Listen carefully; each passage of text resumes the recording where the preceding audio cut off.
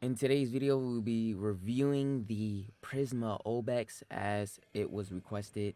If you guys have any other weapons and just builds that you want to see for a weapon, just let me know in the comments below. A community post will be going up later for all of you for any weapons that you guys want to see builds on that you're looking for. You're really looking for to see a build on. So Prisma Obex is honestly one of the probably number one best weapons you can say in the game that I've seen so far. And these weapons are very punchy. You know what I mean? Just ready to knock you out. However, it has a great attack speed. Now, another fist weapon that honestly I really should have thought of first before saying Prisma Obex is possibly number one in the game. I would definitely say is the Furex Wraith, or honestly, not even maybe that. There is a new one that was added, and it's the Rovox. So that can also be like another great heavy, sorry, not heavy weapon, but fist weapon. Back to the Obex. It's got 25% critical chance. It's got 2 times the crit multiplier, and you got 30% status. You got impact damage 168, 36 puncture damage, and then you have slash, which is 36. Something not to really care about with when it comes down to this weapon. Yeah, nah. It's basically just a punching weapon with hardly any slash, so something not to worry about. But again, like I said, the attack speed is one of the amazing things about this fist weapon. It's attacking very fast. So do keep that in mind. This is a good weapon to use. If you didn't want attack speed on your customization, a mod that would improve that, you can also look forward to using Arcane Strike on the side if you would love to have a bit more going for you, which it is a good adaptation for attack speed. You know what I'm saying? It's a good add-on, a good addition. And everything else, honestly, heavy attack, none of that matters because this is not really used for a heavy attack weapon.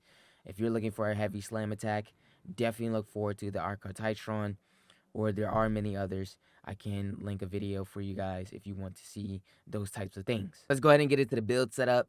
I have an Arcane on here. I will talk about this later as I show the 2 builds that I have.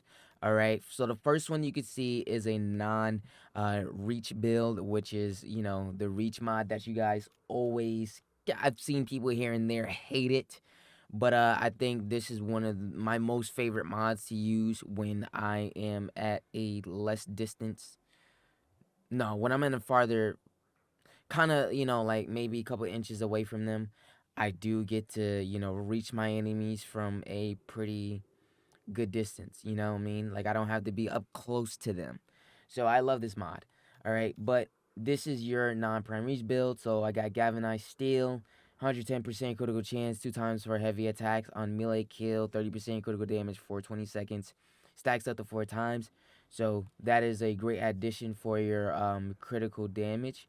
All right, which is stacking up 4 times. So don't forget that. You got Galvanized Elementalist, 80% status damage on melee kill, 30% 30% status chance for 20 seconds, stacks up to 4 times. I mean, we're using a corrosive build. So, I mean, it's, again, yes and no for this mod, but a lot of people have been referring me to use it. So, I guess I might as well just go ahead and use it. But this is more of like a electricity, toxin, heat.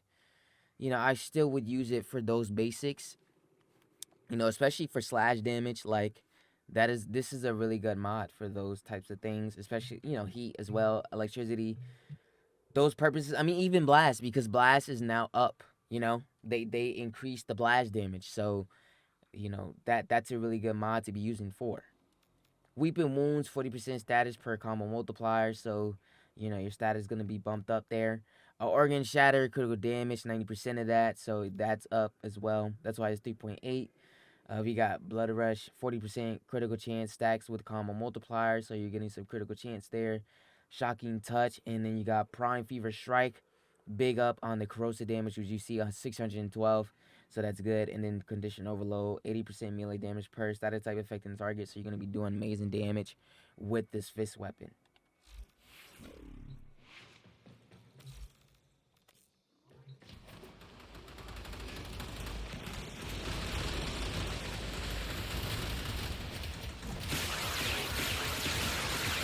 So you can see, like I said, it's close range. You're doing really good damage. You know, considering we have the status damage, you got the corrosive damage basically, which you can take up against these targets. It's very hard to maneuver with this. Again, when you're attacking very fast, it's not it just moves around too much if you're not directed with the enemy. Like, just, you know, punching so fast, it can move you off the hitting that enemy. You know what I mean? As you're seeing it right now.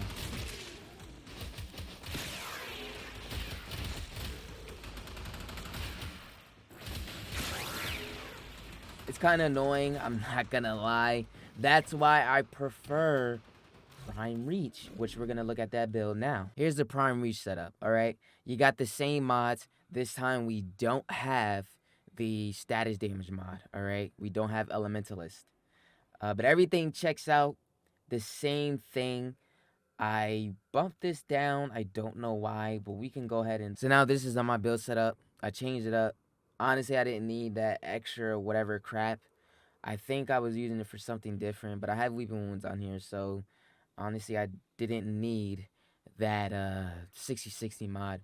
Now I threw on Organ Shatter. So basically, the build setup is the same thing, just not with the Prime Elemental, or, you know, that mod that I was using, Galvanized Elementalist.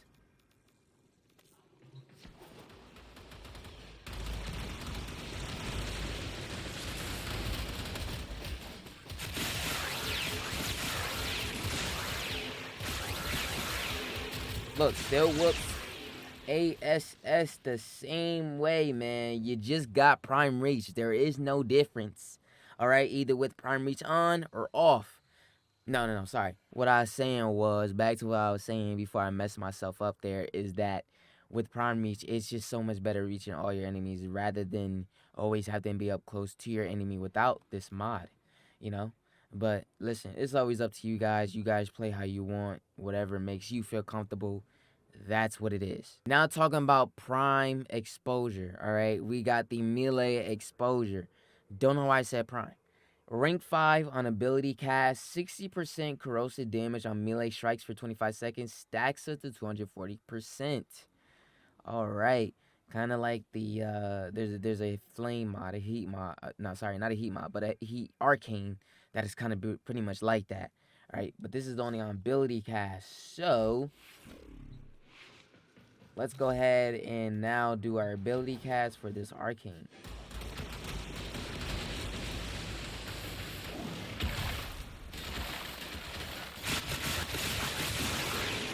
And you'll be getting so much damage now out of it, because not only that it's stacking up 240%, man, you're just adding on more corrosive damage.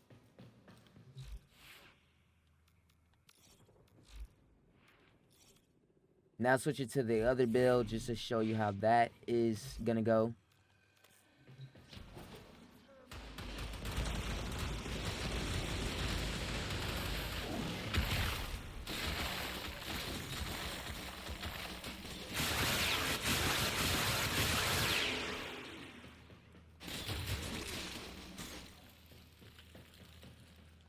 And of course, you're seeing a lot more damage, but it's stuck at 60%. I don't know why. It says 240, correct? Is that like a shortage way to tell us that it's 240%? But I'm thinking that it's supposed to say 240%. So I don't know if we're recasting it every single time. I'm not understanding how that works. Oh, guys, that is how it's working. Yep. Supposed to recast it every single time. Just to get the extra 240%.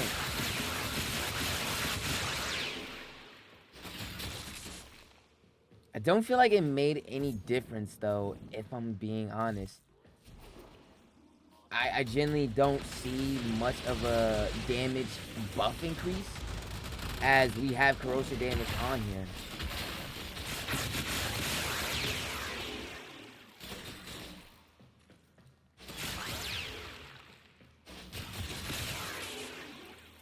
I mean, it's still the addition to building or doing more damage with our weapons. So regardless, it is what it is. Now you know how to use the arcane. Now I know how to use the arcane. Let me know what you guys think about the builds in the comments below.